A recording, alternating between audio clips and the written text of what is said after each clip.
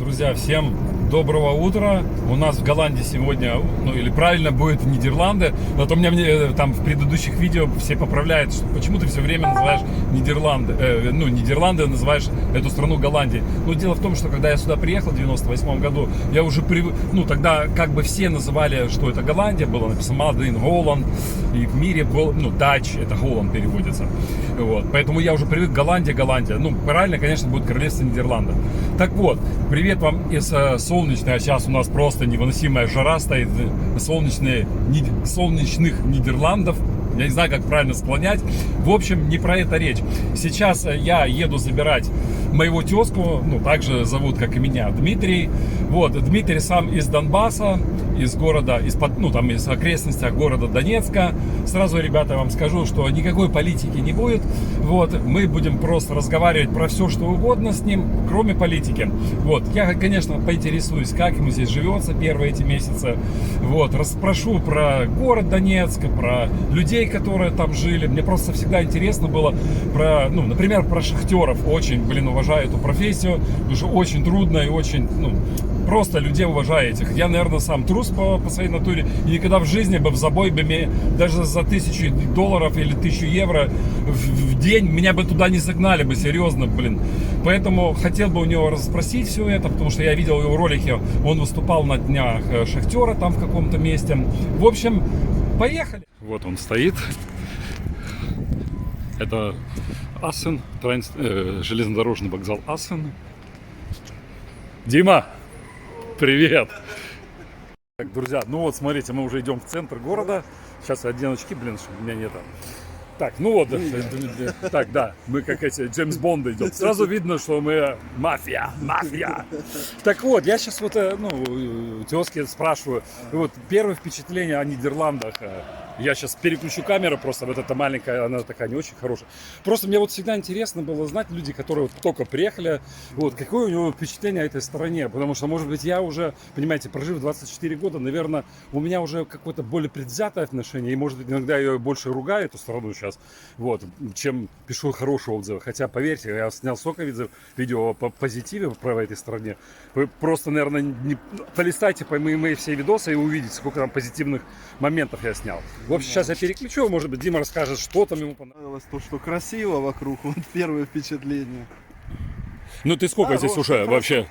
Аккуратные газончики, дома стоят, цветочки все. Это очень, конечно, сразу бросается. Чистота дорог, разметка везде есть.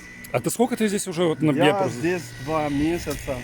17 числа будет, как я здесь 2 месяца. А если не секрет, я это тогда вырежу. Как ты попал сюда, в эту страну? В Нидерланды, как я попал. Значит, приехал я сначала в Варшаву. Из Варшавы я поработал. Поляки мне говорят, чего ты, лучше бы куда-то там побогаче край выбрал. У вас сейчас такой шанс с украинским паспортом, можно поехать. И я так задумался и думаю, правда, почему не попробовать. И тем более я очень люблю путешествовать, что-то новое. И я начал искать, куда можно. В Канаду подался на визу, в Германию, через агентство попасть туда. В общем, сначала в Германию планировал, не получилось туда. Потом в Канаду подался на визу, потом в Нидерланды. Всегда тоже очень мечтал в Нидерланды попасть. И оказалось, что у меня здесь есть знакомый. Сначала я думал через агентство ехать. Здесь знакомый. Я чисто случайно написал. Говорю, Нина, погнали помидоры собирать. И она мне говорит, мой муж предлагает помочь тебе с работой и с жильем. Она полячка была? Она белорусская. А, белорусская. Да, и она. Ты когда приехал... И он со мной созвонился. Человек меня вообще не знает. Он знает только, что я Нине когда-то помог. Она там на улице играла на гитаре. Мы с ней познакомились в Польше, в Варшаве. Что я ей помог когда-то там. У нее такое там было со здоровьем проблемы. И он решил мне помочь. Не знаю меня, он даже мне предложил денег мне перевести на билет, чтобы я приехал. Что еще? Смотри, он меня научил профессии. А когда ты приехал, это же надо иметь легальный вид на легально работать, для этого нужен здесь специальный Софи номер, бюргер номер. BSN, yes? BSN, да, у тебя. Я же приехал, мы поехали, он меня отвез в Хименту. Это в мэрию. В мэрию, да, сделали мне BSN номер, потом сделали карточку банковскую. И все, и пошел работать. Потом пошли, на работе, и мне подписали контракт. Ага. И И то есть 3 месяца и испытательного если просто так срока. коротко, что вы там делаете на работе? Просто людям очень интересно. Я рассказываю про свою профессию зубной техник. Да. А что вот ты? На Как? работе очень, ну, как бы интересная работа, если так масштабно на них Ага. смотреть, потому что мы делаем готовые дома уже как бы в доме, ну, то есть в цеху большом, я называю это дом в доме. Их забирают на фурах и увозят. И каждого, ну, у нас труд раздельный получается. Ага. Кто-то делает сантехнику, кто-то электрику, кто-то стены, кто-то бетон, кто-то там шпаклюет, кто-то обои клеит. Ага. И это все вот так А вот ты что делаешь? поэтапно собирается. Я делаю сантехнику именно. Унитазы, душевые, шкафчики, зеркало, умывалки, бойлеры, кондиционеры. Ну, нравится работа? калориферы. Ну, для начала это очень, конечно, ну, спокойная, Ну да, во-первых. Нет не в такого, теплицах как- работать. В основном в Польшу, да, хотя я собирался в теплицу О, с самого это- начала ехать на помидоры. Поверь, эта работа называется, это не просто адская. Это, я не знаю, это вот если были раньше концентрационные лагеря, да, где люди содержались, работать в теплице, вот сейчас у нас 35 градусов жары на улице, в теплицах будет, наверное, 50. И там, Ого, ну теплица, представляешь, теплица, и там, обалдеть. да, и тебе надо там помидоры это собирать, или там огурцы рвать, или розы. А розы это вообще, я просто знаю, ребята, не потому что я там работал, а потому что у меня знакомые там работали. Это ад, А серьезно. Если, Розак у меня тоже знакомый работал, он сейчас... ну вот Он спроси у приехал него как. ненадолго что-то и уехал быстренько. Ага, сейчас я... Сейчас он уже в США. А ну, если не секрет, ну, я это тоже, если вдруг тебе, Да. ты скажешь мне потом вырезать или нет. А ты, ну, откуда сам родом? Я сам родом из Донецкой области, из Украины. И Ну, а какой город какой? Город Макеевка. Макеевка, ага. Ну, мне просто, знаешь, я всегда хотел, ну, это же Донецкая, ну, вот это вся, это как бы шахтерский край. Я смотрел твой видосик, да, я уже только что сегодня сказал в начале видео, что в Донецке, ну, там много очень шахтеров живет. И ты выступал, я смотрел видосик, ты выступал на городе, ну, он сам вообще, Дима, музыканты. Вот, так вот просто как тебе вот ребята, вот, шахтеры, расскажи что-нибудь про шахтеров. Потому что всегда какие-то, знаете, друзья, про каких-то шоу-бизнес, конечно, все это надо. Но мне всегда интересовали люди профессий приземленных. Ну, я же тоже шахтер, я 4 года проработал в шахте. Да? Да. Ничего себе. Есть тоже и фотографии, Ой, и видео, слушай. подтверждения. Поэтому, ну, Ну, как... конкретно у меня какие люди шахтеры, конкретно именно вот Ну, да, я вот. из своего субъективного, то, блин, так сказать, и не хочется говорить на них, но это Ну, в большинстве это, блин, ну для меня очень важно, чтобы люди были вежливые, но это в большинстве невежливые люди именно там, где я работал. На работе ты с тебя быстрее просмеются, чем тебе чем-то помогут, научат. И это, я считаю, трагедия нашего общества, потому что если мы хотим, чтобы оно развивалось, то надо помогать друг другу, подсказывать. А у нас как? Не можешь ты, кто тебя взял, иди отсюда там или еще что-нибудь. Ну, в общем, Ну, все равно это же трудная профессия, как бы, ты трудно, представляешь, да, да. профессия, и плюс сколько там чудят такого, что продают эти корочки, сколько этих всяких несчастных случаев из-за этого всего. Потому что человек, не имея представления, идет работать на очень ответственные профессии, где, блин, потом случаются аварии.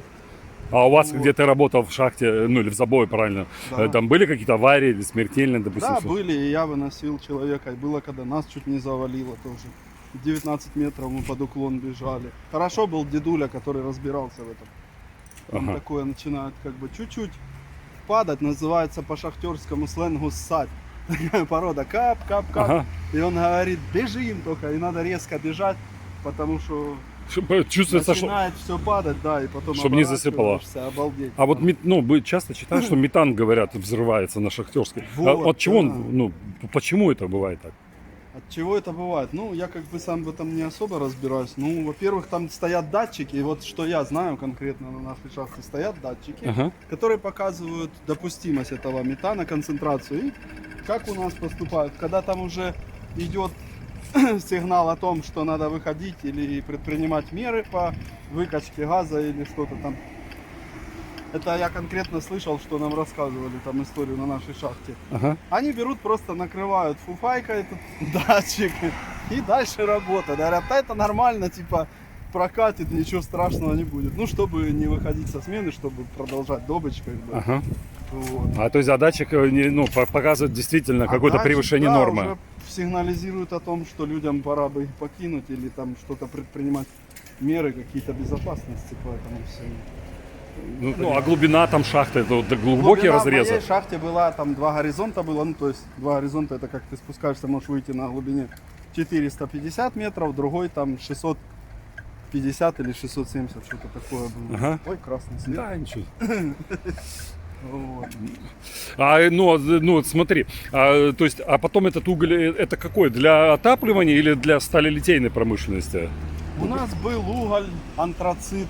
Куда он поступал, я даже, честно говоря, и не знаю. Ага, просто, ну просто, Знаю, знаете... что если у нас им полили, на нашу котельную на шахте его как-то поставляли, хотели, то он очень сильно, была у него большая температура плавления, и, ну, то есть он не подходил, он просто поплавил колосники в котельной этой. Ну, а вот смотри, вот сейчас в Европе, да, они сейчас решили опять запустить эти угольные электроцентрали, так называемые, где с помощью угля сжигается там и вырабатывается электричество. Да. Ты как, он же вредные выбросы или нет? И как ты относишься к этому? Конечно, я считаю, что вредный, потому что у меня дома тоже угольная печка ведь была, есть. Вот. Ну и естественно, когда топишь, если этот дым идет весь в комнату, а такое бывает, что ну и очень сильно, конечно, трудно дышать, и ну и это же угарный, можно сразу просто. Ну да, вот я поэтому и говорю, европейцы сейчас, они, да. Особенно в Голландии, они сказали, мы, так как газ, там эти все проблемы, да, мы сейчас будем запускать. Ну вот видите, зеленая энергетика какая. Просто я где-то видел видео, когда вот этими углями топятся, и там, блин, весь, ну, допустим, зима это было, весь, ну, где это находится станция, все в черное, в такое, ну, как это, ну, да, из это выбросов. Жужелка, это еще вот это вот после угля, которая остается, не сгоревшая. Называется жужелка. И, блин, ну, шлак, жужелка, она же, конечно. Ну, то нет, а мы когда ты ее выбираешь, тоже куча выходит, пыль этой всей. Ну да. Ну, мы тут перескочили просто про Голландию, видите, мы сейчас будем так периодически перескакивать, вот, чтобы вас сильно не загружать одной историей, потом мы переключаемся с одной истории в другую, вот, поэтому, ну, как бы стараемся, ну, что-то разнообразить видос. Ну, вот ты говорил, что здесь, ну, Голландия вот так вот. Ну, вообще, ты собираешься оставаться в Голландии? Если вот, допустим, сказали, да, можешь навсегда оставаться, хотел бы ты остаться тут или все-таки... Нет, я бы, конечно, хотел бы дома делать, заниматься, ну, благоустройством нашего, родного края, где я живу. Где я привык, где мне все родное, у меня очень красивый край. Здесь в основном низинные земли, я там привык к тому, что у нас такая холмистая местность, ну, такие обзоры масштабные. Ну, естественно, мне, блин, всегда интересно будет путешествовать, видеть что-то новое, но прям оставаться навсегда, нет, конечно, лучше дома. А, ну, ты сам в музыке, вот я знаю тоже его канал, потом в описании, конечно, увидите, ну, канал Дмитрия. Да. И, ну, сам он очень хорошо играет. Ну, для меня он просто идеально играет. Да, просто, я говорю, я не очень такой, хотя я очень люблю музыку и был на огромных количествах концертов. Я думаю, что если взять наши страны бывшего Советского Союза, поверьте, я был намного больше, чем каждый, ну, практически, чем вы все. Поверьте. Я был на стольких концертах, что я вам потом напишу тоже внизу под описанием к видео, сколько, на каких концертах я здесь был. Вот. И вот Дима тоже, ну, сам музыкант. Я вот, а как ты, ну, пришел к идее, чтобы там, ну, начать играть заниматься музыкой. Ну, я музыкой любил еще, наверное, заниматься, как заниматься? Петь любил. Просто ходил и пел все время с детства, еще, наверное, годов с 3. Я брал себе палку такую ночью. Мама с папой поздно возвращались с работы. Я помню, я часов там до 12 ходил себе по родному поселку, пел какие-то песни. Все. Потом я любил петь в караоке просто подпевал, все время песни слушал. А потом как-то видел реакцию людей, вроде как нравилось, да и самому нравилось. Ну, решил выступить в клубе у нас местном. Выступил, понравилось, конечно, пришлось. Нет, коньяка для рывка выпить, когда первый раз поешь, это капец. Где-то у меня там было видео, как я выходил и в шторке запутался, но спел нормально. Потом я даже на X-Factor пошел, там тоже удивились, что я шахтер и так пою. О, ну да. И дошел до какого-то уровня там, или что там? Я не знаю, там X-Factor. Дело в том, что я тогда относился не очень серьезно к этому, я думал, это все шоу, просто судя по всем этим, как там люди поют, есть те, которые просто веселят людей, ну, которые там действительно так можно посмеяться и видно, что они, ну и, в общем, я пришел к тому, что это шоу, ну и как бы просто ради интереса поучаствовать можно. Ну и за компанию. Меня позвали, пригласили, давай, уговорили. Я говорю, ну давайте. Потом я когда прошел этот тур в первый и во второй уже, там нас осталось человек 100. Это в Донецке было в 2011 или 2012 году. Где-то у меня там фотографии даже есть с этим билетиком. Вот. И на второй день нужно было идти на второй тур. А у нас выпало так, что у нас Пасха, а у нас традиция на Пасху как раз всегда надо же обязательно бутылек Ну да. соорудить. Но И это не, пока мы, это не у вас короче, такая традиция. как раз, да, вот в этот день, а мы идем в церковь ночью, там светить вот это, и бутылек, естественно. Ну, а я и шел еще и на радостях начал там петь, как обычно, весь репертуар группы Ария бабулькам по дороге начал. Ну я И видел на утро тебя. я уже и охрип, и пьяный был, конечно. И надо было уже через 2 часа ехать в Донецк, там 30 километров до Донецка. И как бы я решил остаться спать, но потом меня разбудили, все-таки говорили ехать, но я приехал уже с охрипшим голосом, думаю, ладно, просто чисто за компанию, и тут с бутылкой минералки зашел и спел. На меня там камеры смотрят, говорят, вы хорошо поете, мы вам перезвоним. Ну, а я сразу понял, Что уже? что да, спасибо вам за поддержку, но я все понимаю и так. Друзья, мы сейчас идем в центр города. Ну, тут разговорились, какие города кому что больше нравится. Ну, он, вот я говорю, Дима жил долго очень в Варшаве, потом, может быть, расскажет, сравнит немножечко прелести жизни, как хорошо жить в Варшаве. Да, вообще жить хорошо там, где нас нету. Это точно. Вот, а сейчас мы идем в центр города. Вот, я говорю, сейчас очень много народа у нас здесь. Ну, как обычно в Германии, в Голландии в это время просто здесь сейчас будет столпотворение. Вот, так что давайте, пока не переключайтесь. Мы сейчас, видите, затариваемся одеждой. Будем совмещать приятное с полезным. Видите, как я ему показал магазины здесь классные. Что, нормальные магазины, елки-палки. Примарка так. Так, я уже, кстати, говорил про него. И сейчас мы идем на кассы. Так, друзья, ну вот мы сейчас находимся, ну, на такой вот мини-импровизированной пристанке. Вот, пойдем, взяли такую прогулочную экскурсию, немножечко покатаемся по центру, вокруг центра Хронингена. Вот, и посмотрим, как выглядит наш центр. И покажу вам. Просто хочу еще что-то спросить. Дима, слушай, а может тебе что-то не понравилось за первое время? Что-то такое, что, ну, сказал, да блин, ну его нафиг. Голландия. Да. Вот просто интересно. Знаешь, обычно всегда все приезжают. Остановки автобусные, пока я еще не увидел, но у меня там маленький городок. Я еще таких. А в смысле, Ну, как вот остановки? сегодня я, например, ехал и столкнулся с тем, что расписание интуитивно труднее, например, сравнительно, чем с Польшей. Естественно, чем с нашим. Вот там вообще нету в Донбассе. А вот чем в Польше проще мне. Здесь проще или в Польше? В Польше.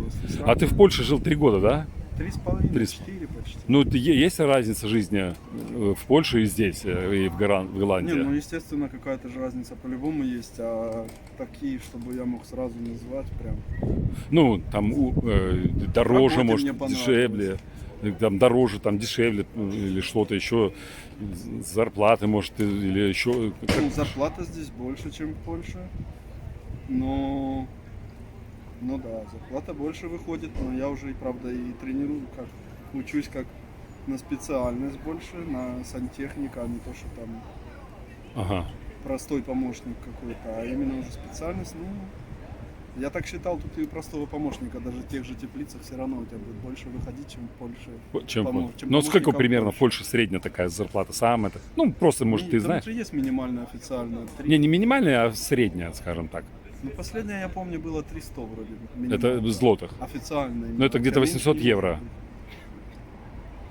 Это сейчас $1000. Это около 4,5, по-моему, так. сегодняшнего. 665 евро это минималка. Ага. А вот по средней, сколько получает в среднем стране? Где-то 800 получается евро. Ну, а в среднем, ну вот я работал там на крыше последний раз. Ну блин, ну это не официально. Хотя и официально у них тоже на крыше считается всегда дороже, как бы работа. 22 было в час. Злотых. Это 4,7 евро в час. Ну, И это 4. тяжелая работа на солнце, блин, там сознание теряешь. Хотя физически она не тяжелая, но там ходишь, пенопласт себе раскладываешь. Ага. И резину греешь, например. Но вот то, что солнце постоянно, я там уж прям чуть сознание один раз не потерял. И то, что они там, ну такой попался, понятно, на другой фирме может такого не быть, который постоянно давай шибче, шибче, быстрее, быстрее. Здесь же я работаю в тени, там под навесом, например, и мне наоборот бывают такие времена, что надо ходить, и говорят, медленнее надо растянуть работу, потому что... Сделаем быстро все сейчас. Потому что мы уже, да, обгоняем как бы по заказу. Мы решили взять, смотрите, друзья, как Димон удивляется Нидерландам и прогулочке. Mij тоже блок сразу. Любят они жить на воде, да, Дима? Да, да. Het graan dat in de stad verwerkt werd, was hoofdzakelijk gerst. Toen Groningen nog maar 40 à 50.000 inwoners telde, waren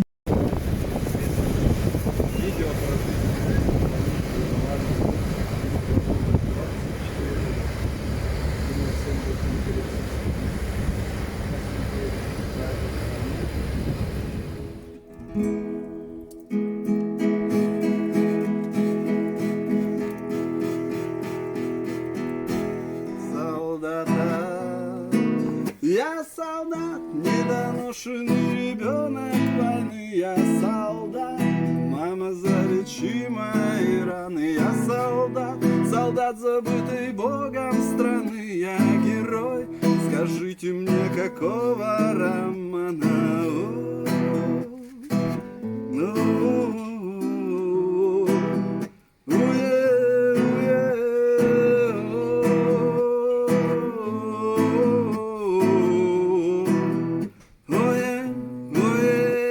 Солдат, не обидно, когда остается один патрон. Только я или он, последний вагон, самогон, нас таких миллион. О-о-о-он. Я солдат, и я знаю свое дело, мое дело стрелять, чтобы пуля попала. Дело врага, это рога для тебя, мама, война, теперь ты доволена. Я солдат, недоношенный ребенок войны. Я солдат, мама, залечи мои раны. Я солдат, солдат, забытый Богом страны. Я герой, скажите мне, какого романа?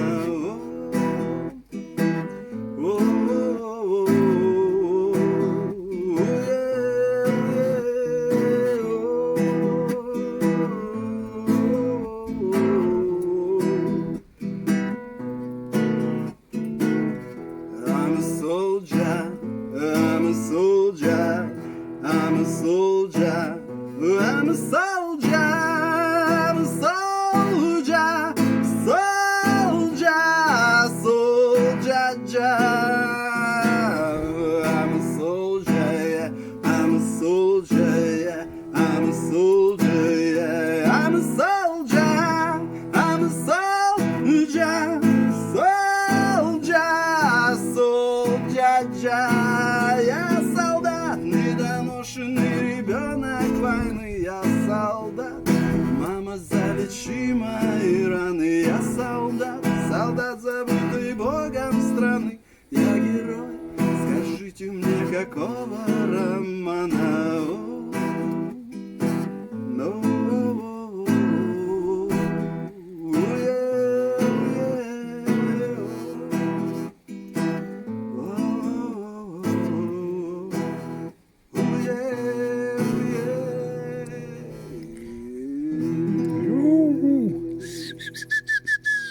Ю-ю-ю-ю-ю. Благополучия. Кефира, Чай. полбатона. Бутылка кефира, полбатона. Бутылка кефира, полбатона. Я сегодня дома.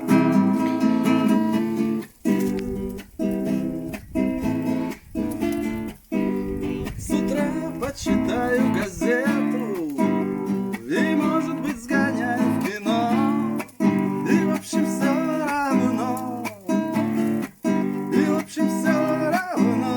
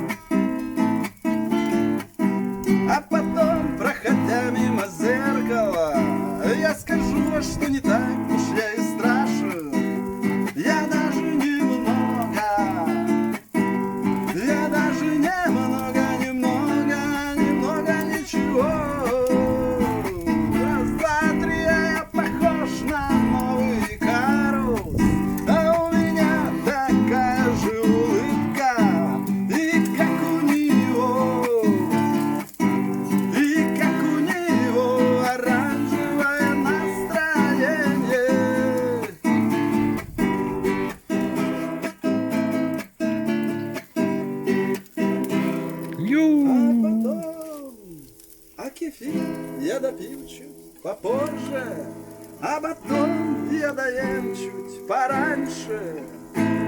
И перед сном я скажу: ай, мама, до чего хорошо.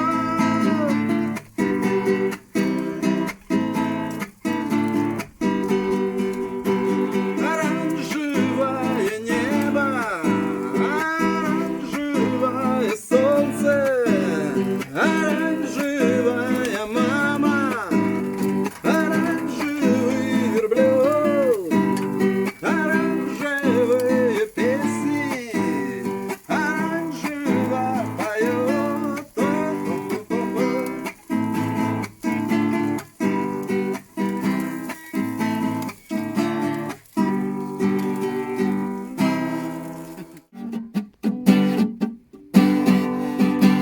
Ты на кого похож? Ты раньше был другим. Ты был одним из тех, кто нам вселял когда-то веру в наш успех. Ты знал, что победим. Всегда хватало сил с тобой. Ты раньше был другим. Ты говорил о том, что мы найдем свой дом. Ты говорил всегда: внутри нас Вавилон, и все сошли с ума. Лишь только я и я, лишь для живого джа всегда горит твоя свеча. С тех пор немало лет прошло, по улице я шел. Можно было на душе в тот день и тяжело. Какой-то нищий протянул на бутылку вина. Я руку протянул и сразу же узнал тебя. Ночь в тишине, чай на плите, сердце в покое, ноги в тепле.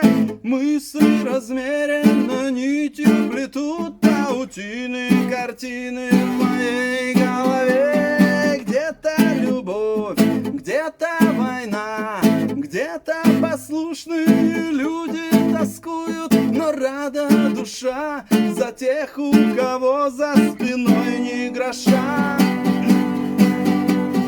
Пойми правильно меня, нету дыма без огня. Что ж тебя заставило жить по этим правилам? В мире теней и бумажных иллюзий ты всегда пленник, ты всегда лузер. Чандон, Бабилон, офисный планктон, в переполненном метро тронулся вагон. Им не до меня, мне не до них, и ты не про меня. Я свою свободу на работу не променял. Лестница карьерная, эта тема стрёмная. Думай то, что сказано, делай то, что велено. Кукловоды управляют вашими сомнениями. Завтра остальное утром вам насыпь по телеку. Под балконом хроники ходят алкоголики, а я плавлю, вырезаю их на подоконнике. Сам себе пою я, сам себе играю. Ты меня не видел, ты меня не знаешь. Ночь в тишине, чай на плите, сердце в покое, ноги в тепле. Мысли размеренно нитью плетут паутины, картины в моей голове. Где-то любовь, где-то война, где-то послушные люди тоскуют, но рада душа за тех, у кого за спиной ни гроша.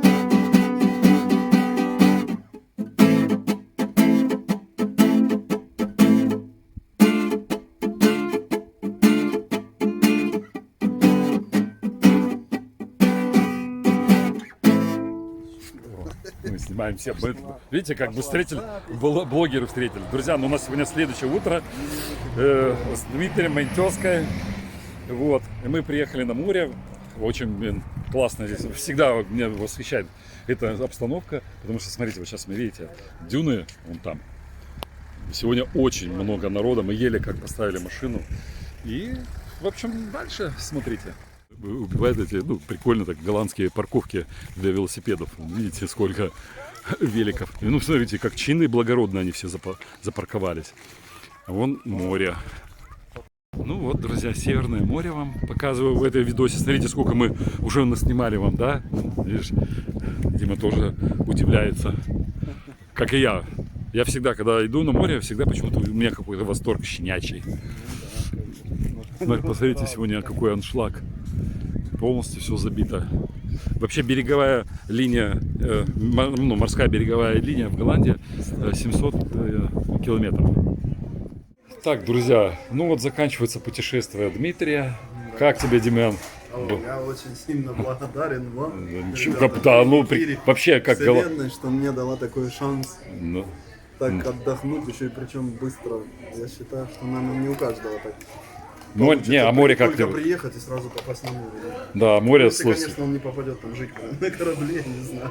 Все, друзья, мы сейчас будем кушать, едем дальше домой. Ну все, всем пока. До новых До новых встреч в эфире.